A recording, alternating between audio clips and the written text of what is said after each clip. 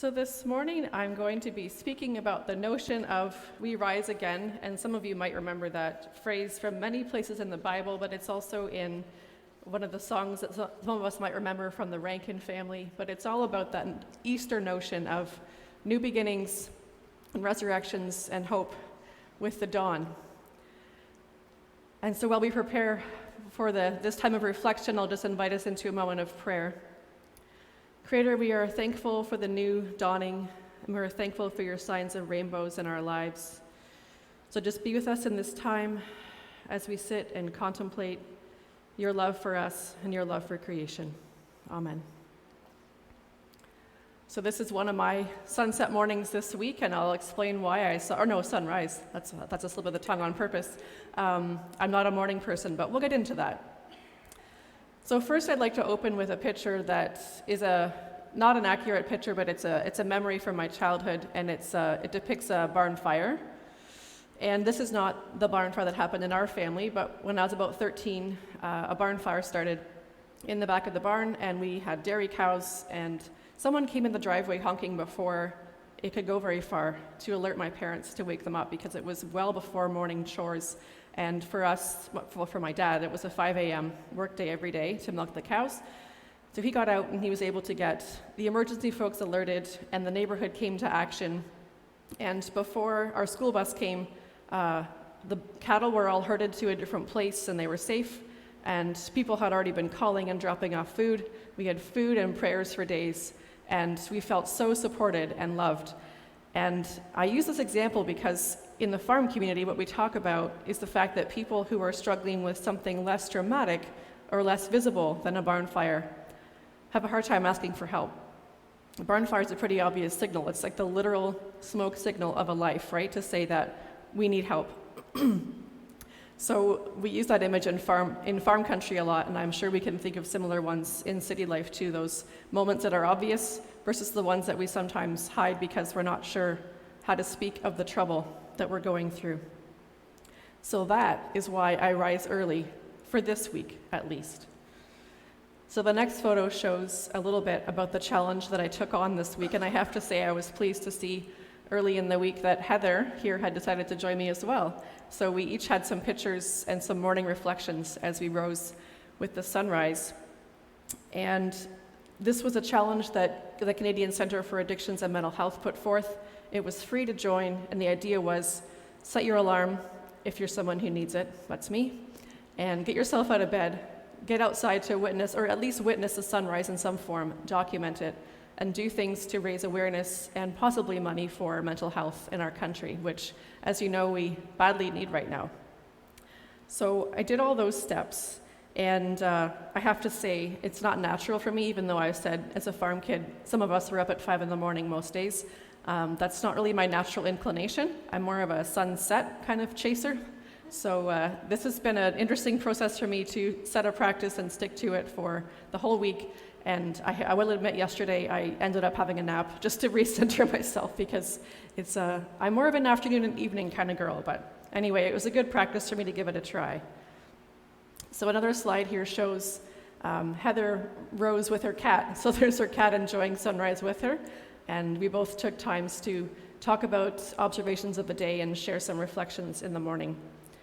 I noticed we had some interesting ceremonies that were sent to us, and we were given the opportunity as participants to watch an interview by some folks who were working in the LGBTQ2S space, doing research and support around housing and mental health for people in that community.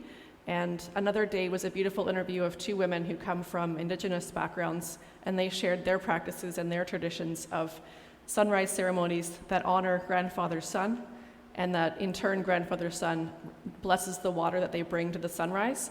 And their challenge in their community was a 365-day sunrise challenge. And I'm not really sure I'm ready for that one, but it was a really good time of learning for us during that week.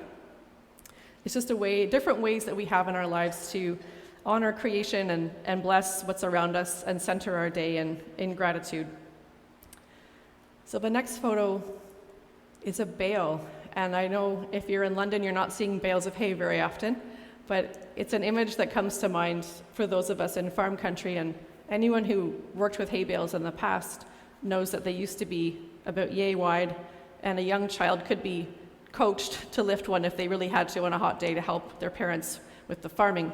But now they're larger because of the scale of farming. They're about 2,000 pounds. And that's a lot of pounds. But the image is used because there's a story in the States about a farmer who was trapped under a bale. And this happens with farm accidents. The equipment rolls over, something happens, and this person became pinned. And it talks about the way he felt when he was under that huge weight of a 2,000-pound bale and semi-conscious, trying to figure out if he would live or die, and witnessing people coming to his aid. And all he could think was, if only someone could just cut the strings. Because that bale is made of millions of little fragments of healthy grass that feeds our animals. Altogether, it's too heavy.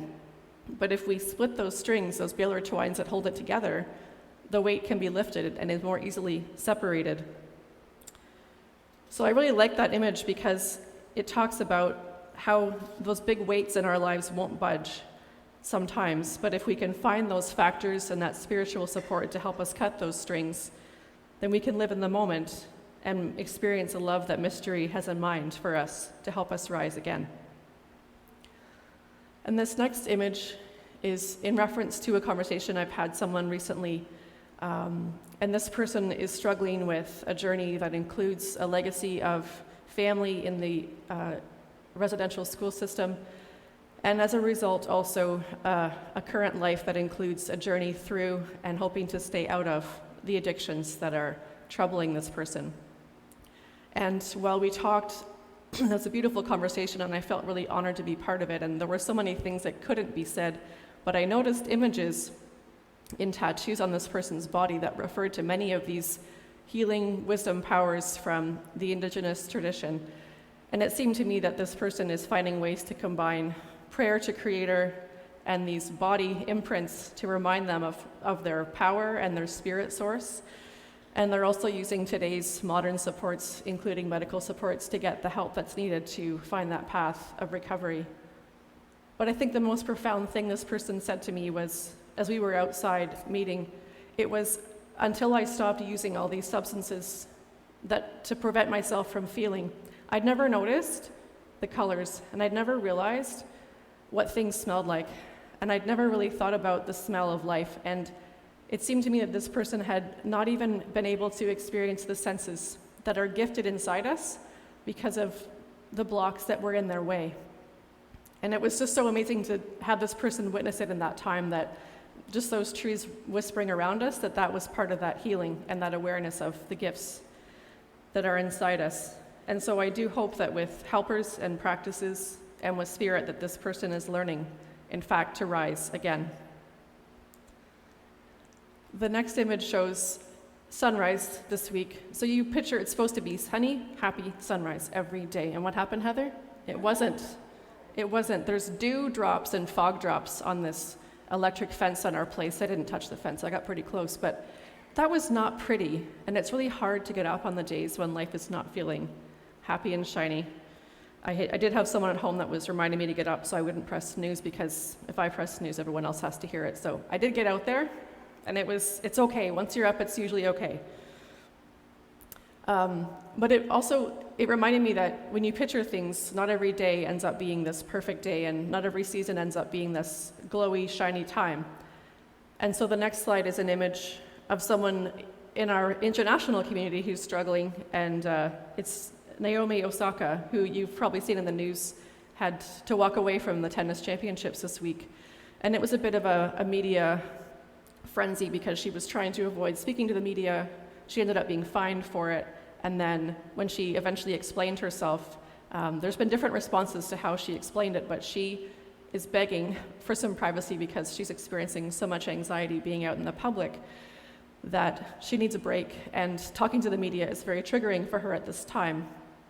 But it's really interesting to see how different people respond to this notion of the real depression and anxiety that an athlete could be suffering from. So she's been fined her $15,000 and she can't compete. But there's so much stigma, and some are still saying, just go ahead and play, get over it, work harder, entertain me, that's your job. But we also know as a person of color, she's more scrutinized than some. And we know some white male tennis players who can behave very terribly with very few consequences. So it's important, I think, to take note of these signs in our world and see what our values are in our own communities and in those organizations that we choose to support. Because those who are marginalized are much more likely to have a struggle with mental illness, and they need allies to speak up for research and to reduce stigma and increase support. And one sign of support that I saw that I thought was fantastic was on June 2nd, the Calm app. So Calm is a program that provides programming for folks that are looking for a source for meditation, contemplation, reassurance. This company is matching the fines and paying fines for any other Grand Slam athlete who has to leave or who has to face fines for not wanting to speak to the media. And they're giving money to a youth sports charity at the same time. And I like those signs because it reminds me that that's the kind of organization with those values that will help us to rise again.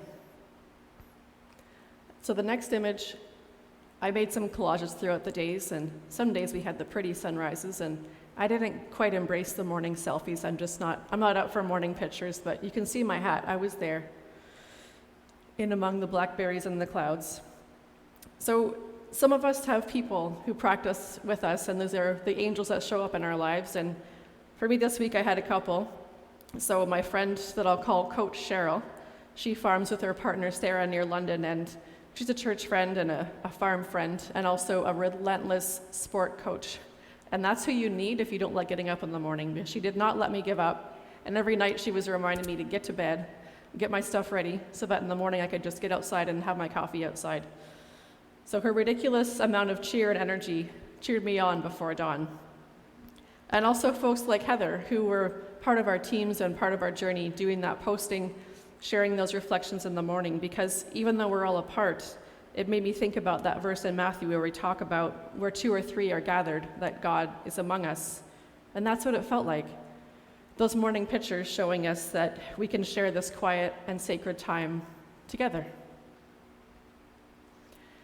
The next image is a bit of a collage, and I'm not going to do a whole lesson here, but it's a collage of the dimensions of mental health and mental wellness that were made last year based on some research that's been done in the field already, but this one was illustrated by and contributed by veterinary college students at the University of Guelph.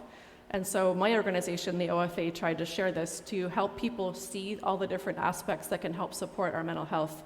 So at any given time, something like focusing on our intellectual interests, or focusing on the environment, or focusing on financial burdens, those little aspects all can add up to a stronger, more resilient mental health picture. But of course, the one I want to refer to in the next slide is the focus on the spiritual being. And I like to see this because sometimes the mental health information that gets out in the public is very generic and pretty flat and tends to gloss over the idea of what we need in our spiritual lives to give us that strength. And now I've gotten chatting and I have lost my place, and that's totally fine. Here we are. So what reassures me, and I know Paul, who coaches me, will be reassured too to see this, because it speaks about connecting to a higher power and connecting to those shared values. So it's not only about feeling strong in our faith individually, but also how we contribute to our the mental health of ourselves and our communities. And it's also getting into the notion of the values that keep us connected and keep those communities stronger and thriving. It's that resilience that we need. And I know that over the years, our churches haven't always had the words or the proper resources to help us face mental illness or death and tragedies. And sometimes we were attending churches that may have been told that God is all powerful and in charge of everything. But then it makes us, when we have those struggles in life, to say, well, when this bad thing is happening, well, where's God for me? And it's not good enough just to give those old greeting card answers to say, oh, God's got a good reason for this and you'll be stronger later. Or you're having this happen because you're being taught something. That doesn't really cut it. And those statements often hurt instead. And so I'll just pull up the image of the Elijah story that we heard this morning. And I liked the way this picture summarized it. It's just about getting up after the down times and The notion of this angel in that story pulling Elijah to attention and noticing in the still moments that God is with him during those scary times and not causing the scary times. So no matter what we've been told about what God is in the aspects of our lives, the Creator is not really able to set aside the laws of creation, nor change our minds or intervene in the actions that happen, and can't really change the genes or the chemistry that make up our bodies and our minds and those random events in life. But it's not to say that God is just abandoning us or a bystander. If you noticed Elijah in the story, that was God being with him in the struggle. So Elijah had a huge victory over the king's wife who was trying to kill the priests, and he'd had a big win, but he was so depressed he was still trying to end it all. He can't take it anymore because people are looking for him and searching for him to punish. But yet an angel turns up in the middle of this, provides him with food and remembers him, reminds him to take some water and take some rest. And that is how we rise again from the dark moments in our lives. And as we look back, sometimes we're amazed that it didn't crush us, and somehow despite it, we end up with a deeper ability to feel empathy and love and to express gratitude. In these desert times of life, you can feel God ministering with healing and comfort, and also angels who appear, and somehow we're able to rise again. And through the mountaintop and the earthquake and the fire, God wasn't in the axe, but beside Elijah. And then Elijah found God in that silence. And when he listened, he heard the still small voice inside, that presence of spirit, similar to the phrase we often repeat, "Be still and know that I am God." And the next image shows just a circle of hands, and to me that's an image of the kind of work that church done well can do. So handed through our generations in many different traditions, we know there's a constant loving force that can accompany us through the sadness, through the chaos and destruction of life, and that brings us towards hope and peace and comfort. So I think faith can offer the grounding that we need there, because the ritual and the belief brings peace and hope, and what church done well can offer, bringing us in community with those angels that can appear in a crisis. Maybe counselors, maybe nurses, maybe that friend who asks us how we're really doing and then really listens for the answer. Those people that we connect with over those similar values and goals for a better community. And as we care for one another, that's where the divine energy is being released. And we see this happening in church families all the time. I've heard your stories here and at Trinity with folks who rally around when a member has to take a mental health leave from work, or taking babes into arms and toddlers for walks so weary parents can catch their breath, taking turns to call and deliver food when a loved one dies suddenly, or welcoming that newcomer on the nervous first trip through the doors. I call this praying through word and action. And a perfect illustration I heard this week is our friend Dick Warren at Trinity is in hospital right now recovering from a stroke, and of course they offered him chaplaincy support, and he said, "That's a wonderful thing, and I'm so glad you have it," but he said, "We've got this. I've got my church family, and they're taking care of me." And he wanted to make sure everyone else there had the access to that service, and he said, "I've got my church, I'll be fine." So he's got people in his corner and praying for him and sending him cards, and he's going to rise again too. So there's an image I've heard about in carpentry, and it's about the idea that when we join two pieces of wood together, the building can be made stronger, and it's called sistering.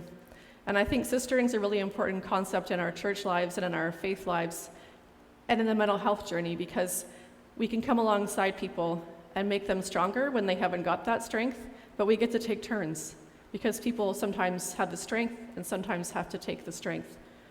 So I hope that with this sistering notion we have in our churches, we too can rise by helping others. Because when we've forgotten how our tune is meant to be sung, it's people like this who are guided by Spirit, who come alongside us and sing our song back to us when we cannot remember the tune. And so our final slide is another image from, oh, it's not there. You can just imagine. There's You can imagine in your mind the sunrise that some of us were sharing this week and some of us will continue to do, maybe not on a regular basis in the future, but it's a magical time to catch creation at its best. It's that time where we can meet with Spirit in stillness and in silence, that we discover we're not alone, that God is with us, and even after the longest, darkest night, we are not alone, and we will rise again. Thanks be to God.